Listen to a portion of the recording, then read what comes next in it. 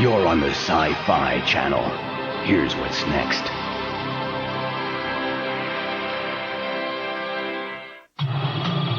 Connect with Sci-Fi Entertainment Magazine. The only magazine from the world's only network dedicated to science fiction. Imagine the future. Redefine your boundaries. Escape into a world of infinite possibilities. Discover the secrets of Hollywood's top movie makers. Meet the creators who turn fantasy into reality. Call 1-800-77-SCI-FI now. Understand the story. Uncover the truth. Acquire the knowledge. 1 year, 9 incredible issues at one low price. Call now to subscribe at 1-800-77-SCI-FI or make the connection on the internet at www.sci-fi.com. Sci-Fi Entertainment Magazine. The authority.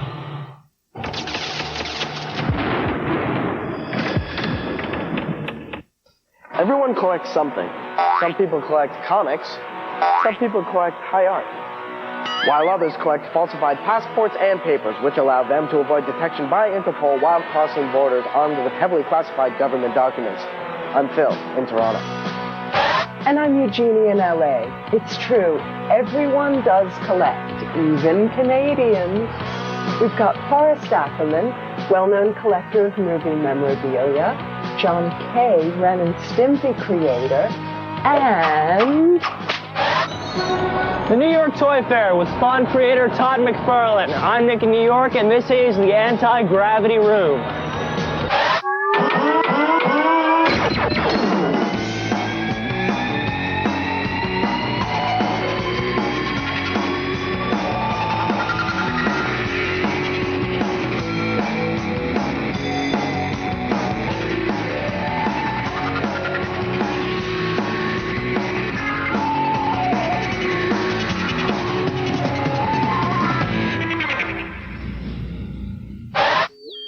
John Kay may be well known for his work on Ren and Stimpy, but that doesn't mean we have to forget about everything he's done for the space program. Hi, I'm John Kricfalusi. How I got started? I just drew stupid pictures when I was a little kid, and I continued to do so, and did it through school when I wasn't supposed to be doing it. Now I am supposed to be doing it, and so here I am. What does Spumco do? Well, you do cartoons, we do toys, we do all kinds of things that are bad for you but that are really fun. We're doing comic books. We have a comic book with Dark Horse. It's really bad for you. It's just as funny as Ren and Stimpy, I think maybe a little bit more. The best thing about it is it's uncensored. There are no network executives involved with it. There's nobody there to cut out your viewing pleasure. You're just going to have a really good time. But don't tell your mom about it. The part when the dog takes a dump and then the little kid, he like shoots it back up his butt. First comic book that I know of that had a dump coming straight out of a dog. But what happens after it is even more amazing. This is genius here. This here with the dog here and the remote control. That's just genius. It is purely genius. Okay, this is Jimmy the Idiot Boy. He stars in comic books. He's our mascot. He's really stupid. Jimmy has accidents all the time, too. We're always worried about Jimmy. In fact, we thought he might have an accident today, so we made sure that he was prepared. There we go. Because Jimmy's an idiot, he needs somebody to take care of him, because he can't take care of himself. That's why he has George Liquor. American! George Licker's a real manly sort of guy. He's like your dad. And he believes in love through discipline. George Licker was a character from Ren and Stimpy. He was their master. This is Jimmy the Space Idiot. This is what idiots are going to evolve into. This is a very advanced simpleton. You can see that he has anti-gravity moon nipple boots. Really our big mission in life right now is to make our web page. Figure out how to make cartoons on the web without interference, just direct to the audience, out of our sick minds.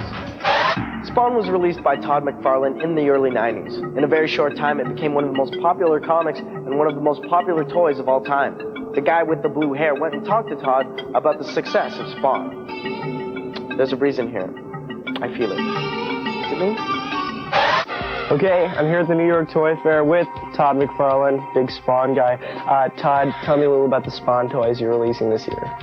This is going to be a big year for us in 97. We've got the HBO animation coming out that's going to spread the gospel a little bit. We've got the big live-action movie coming out later this summer. And we usually have toys coming out again in spring, summer, and fall.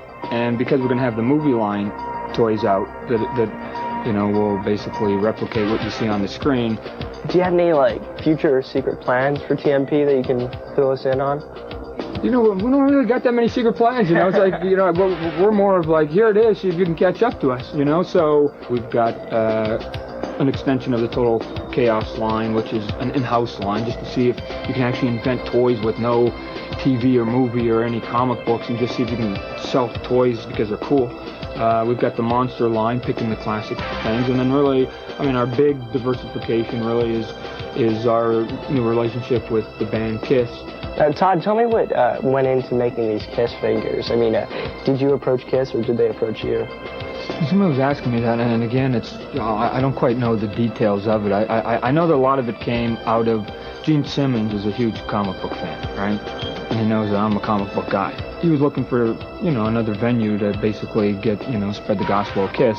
And I just thought that they look like superheroes up on stage, and two, they look like toys. And better than that, they look like McFarlane toys. I don't think any other company would have done for them what I think that we could do, that we'd give them all that little detail, and we'd paint all those little rivets, and we'd actually make them look like little mini statues again. Awesome. Todd McFarlane, rock and roll all night and party every day. That's right.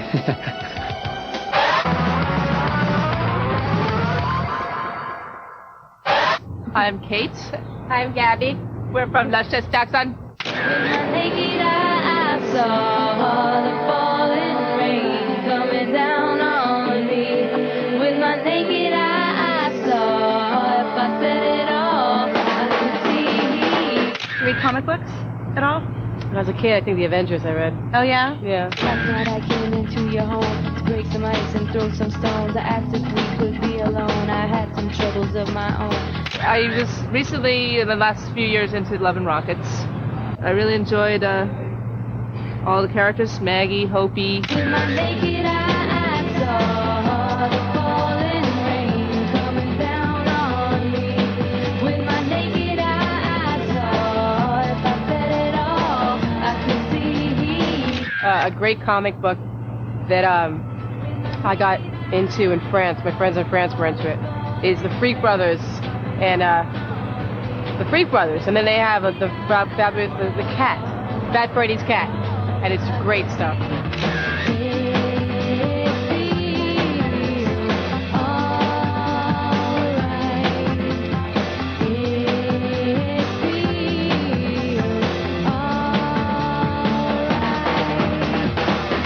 All right, Luscious Jackson here in Ventura on the anti-gravity room.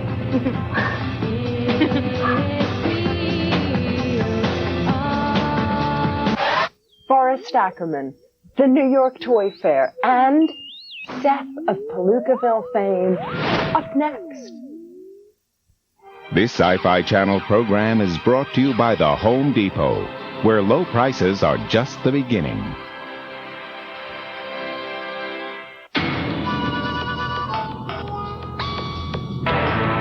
Not long ago, we loaned these mechanics Home Depot's Husky tools and asked them to give them a shot. We told them they were made in America and guaranteed forever. Now they won't give them back. And we don't really feel like arguing with them.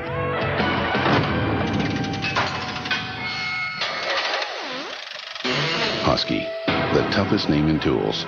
Available at the Home Depot. Hey, Happy Kid, your cheese slice to cover the whole bread. Well, one day, my cheese slice was gone before my sandwich was gone. Along came Super Mill. Out of the fields to introduce new Kraft Super Slice. And he said, Moo, trade ya. the only super slice made with the super duper taste of Kraft American cheese and the goodness of milk. Another sandwich saved. Moo. Sorry, I am a cow. New Kraft Super Slice Singles.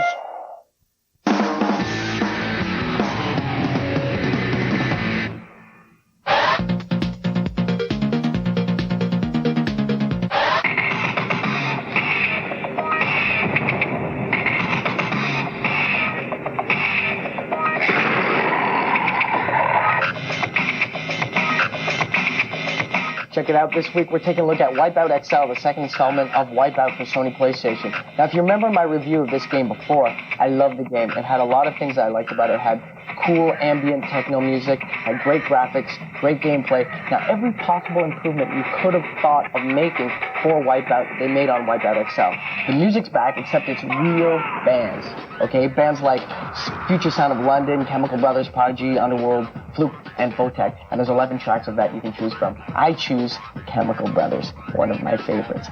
The controls on this game are a lot better. There is an absolute new range of strategic and more explosive weapons, and you keep them in your inventory, and you can launch them on everybody. 4 classes of racing, 4 teams to choose from, therefore you have several different ships to choose from. And my only complaint is there's only 6 tracks, but the more and more you play this game, you realize 6 tracks is not such a big deal because there's so many different ships, so many different skill levels you can try and challenge yourself on. That's not a big deal because the game makes up for it. There are time trials, there's arcade mode, there's races, there's 1 against 1, you know, you can race against your buddy. There's some secret stuff too that I haven't been able to find, like a secret ship, secret places to find, and this is a great game. Every single improvement you could have made on Wipeout, they made on this version, and it plays a lot better than the last one. The graphics are the same, again, the sound's great, the music's wonderful. There's High Blast, the Chemical Brothers. I have to give this 5 G's out of 5 because they improved on the game so much. Wipeout XL just rocks. You gotta pick it up. You know, New York and space have a lot in common. They're both big, there's always something going on, and no one can hear you scream. Actually, they can hear you scream in New York, they just don't pay any attention. Anyway, with all that in common with space, it seemed natural that Nick search out the coolest space collectibles at the New York Toy Fair. All right, we're here with General Ron from G.I. Joe headquarters. Now, what do you think makes these space guys so cool? What makes them so cool? Exactly. They go into space. Okay, I'm here with Neil Newman, a big VP over at Viacom. Neil, what kind of toys are you releasing this year? Well, we have a whole new look for Star Trek. There's a lot of freshness that's been put into the line. So what you see is Picard as Locutus. This is the sensational Borg Queen. Detachable head. You betcha. That's sick, man. The only way to go. And then this is Data, Borgified, as you see. What do you think has been the biggest change in the toy industry in the last 10 years? I think that people have been putting as much possible of value into all of their toys. There's sound, there's light. A light-up hologram of our leader. Yes, Lord Vader. I've reached the main power generators. The shield will be down in moments. It's really quite incredible what they've been able to pack into what were just small plastic figures a couple of years ago. How have collectors changed? Well, they've gotten more sophisticated.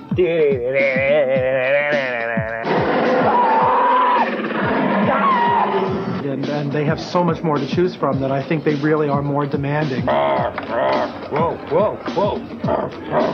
Whoa, I think he likes you. Down, boy. Okay, you're going to have to stop that. Oh, sorry about that. Can I take a fleshy blaster, please? Certainly. They just want more. You know, they want more value for the money that they're going to put out. You have to pretty much be from Mars to keep a big lookout for this Martian spy girl. It's based on Tim Burton's girlfriend. She's gorgeous, and if you happen to find one, keep your hands on it and don't open the packaging because it's a collectible and it's going to be worth tons of money in a few years. Have you seen the Martian spy girl, Jim? Attractive, but yay tall. Yes. No. Have you seen the Martian spy girl? Well, that's a government secret, I can tell you, but I have to tell you. She's mine.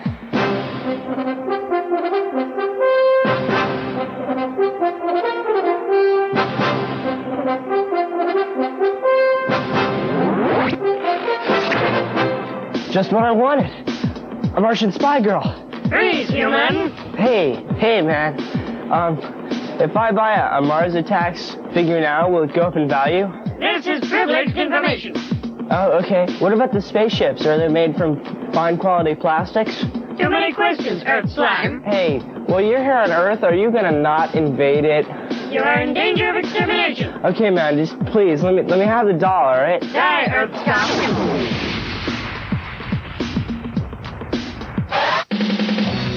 This just in. James D. Hudnall's Espers is coming to TV. Tim Hunter, director of River's Edge, is directing the pilot. Hey, Kiss Army, look for the new Kiss action figures from Todd McFarlane Productions. A whack of new alternative black and white comics are brought to the Image imprint by Jim Valentino. Watch for it. Seth, Forrest Ackerman, and his movie memorabilia, plus Nick's hair falls out for your viewing pleasure after this. Face it, we're a nation of feel-gooders and have-funners. We'll pursue happiness just about any way we can.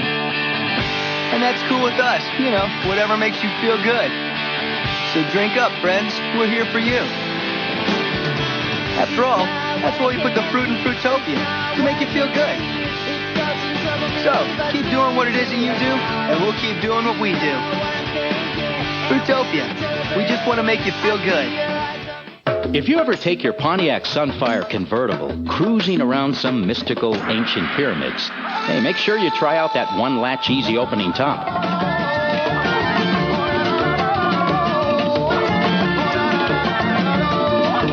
Because it's a cool new way to worship the sun. The new 1997 Pontiac Sunfire convertible. Finally, a real set of wheels you can really afford. And hey, check out Hard Rock Live, presented by Pontiac Sunfire, only on VH1. Attention all passengers en route to Ride 7. Please board shuttle through gate number 6.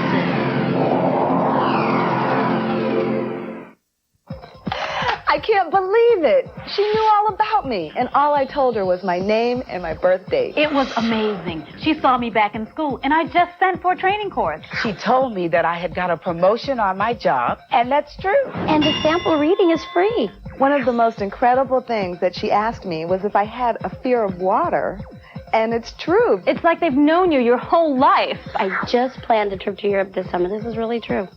She said I'd meet a tall Mediterranean man. I asked my psychic about children in my future, and she saw 2, possibly twins. When I asked my psychic about the relationship I'm in now, she said not only will it last, but it's going to a higher level. Get your free 10 minutes now from Psychic Readers Network. Get the free time you need. Call now for 10 minutes free. PRN has the best psychics. You get a great reading, and it's free. Why do you think I let you call from my house? Get your 10 minutes free. Call now. Call 1-800-889-8564.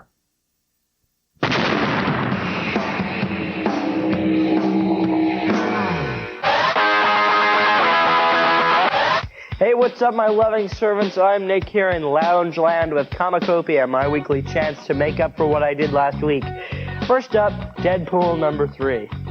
This series is a very cool take on a character that first emerged in the pages of X-Force as a scary villain guy. But this is a more relaxed, funny, Lobo-esque Deadpool.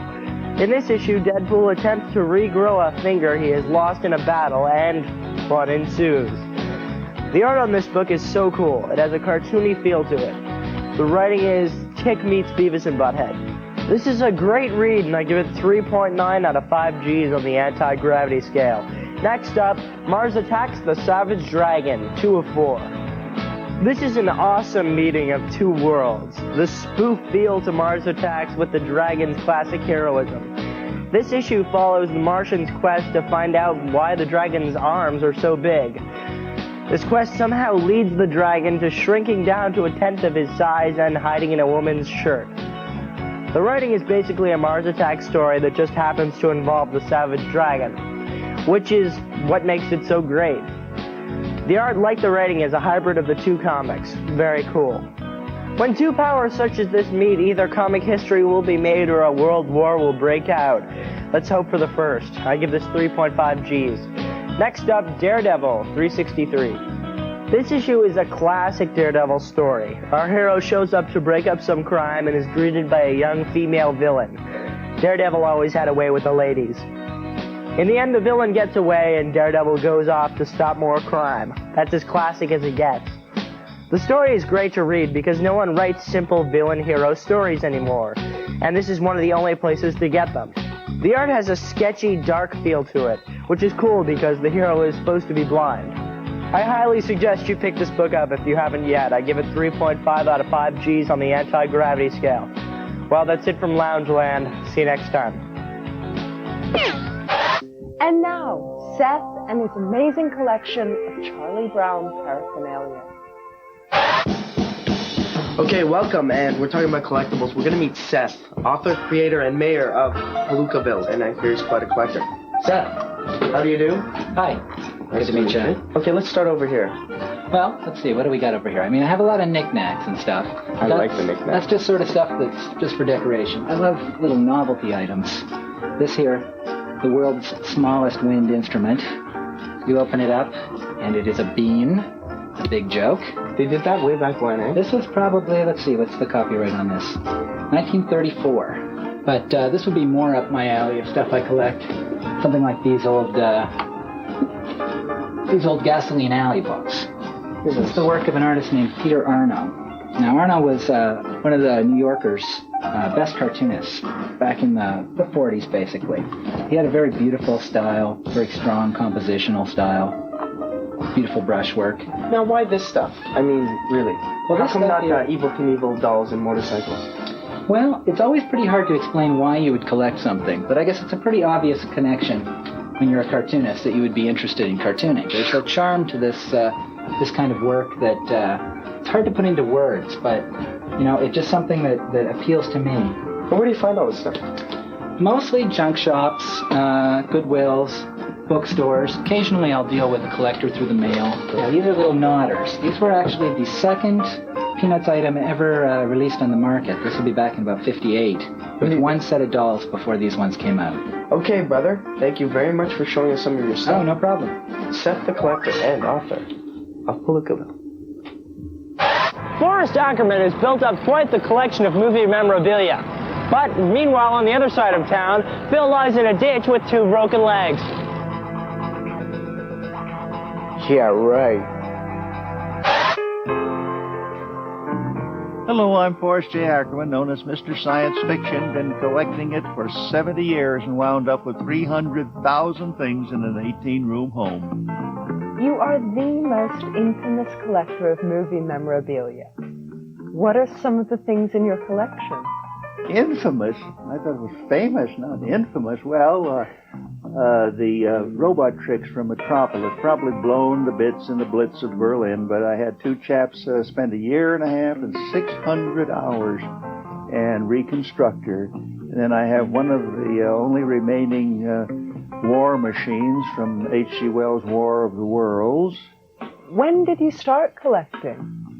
Well, I can tell you exactly when. In October 1926, at the corner of Santa Monica and Western here in Los Angeles, a little 9-year-old me was standing in front of a newsstand, and a magazine called Amazing Stories jumped off the newsstand, grabbed hold of me. What is the strangest item in your collection? Well, I have 250 different editions of Frankenstein, but in the 70 years that I've been collecting it, I've never seen another copy even advertised where they changed the title as the one I have called The Man Demon. And inside it I have the signature of the teenage girl Mary Shelley who wrote it, and a leaf from Switzerland, the chateau where she dreamed it up, and finally a leaf from her tomb in England. Would you give us a tour of the Acker Mansion? Yes, certainly. Follow me if you dare.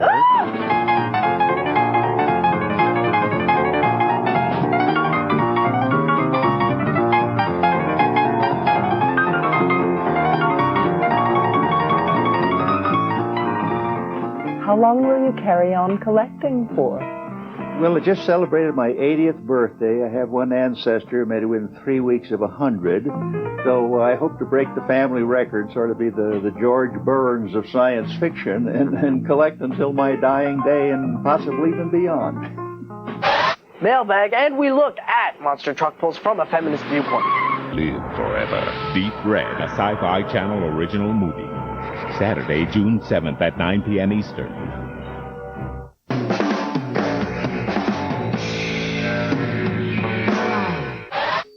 Time once again to open the mail of our devoted fans. A member of the Lindsay family writes, I want to be a host. I want to be the girl with all the cake. I think you lack direction. In showbiz, you either go for the host job or you go for the cake. You can't have both. Hey, stay in school, kid. Aaron asks, tell me which sounds dumber. Samurai Pizza Cats, Homeboys in Outer Space, or Bone Chillers? I'm afraid you left out the one that leaves them all behind, that early 80s show, Manimal. Now that was quality programming. You can write to us at the Anti-Gravity Room, care of YTV Canada, Station C, Toronto, Ontario, Canada, M6J 3N1, or email to antigravity@ytv.ca.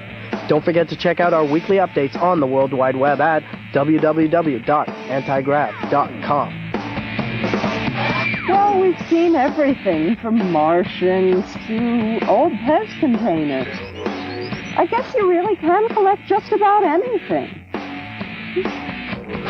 True enough. Is anything else interesting going on at the toy fair, Nick? Can I get a mochaccino? Hello?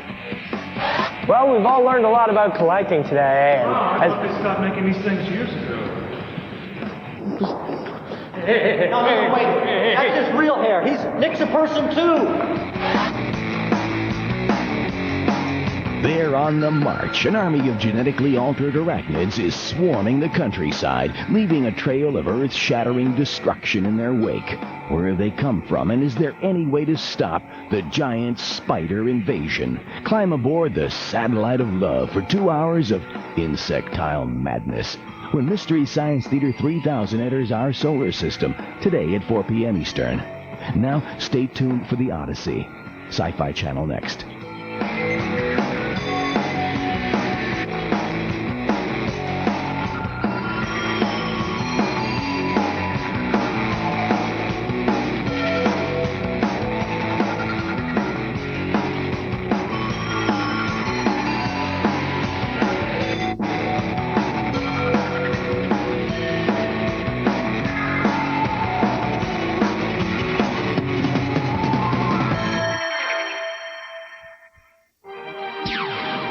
You're on the Sci-Fi Channel.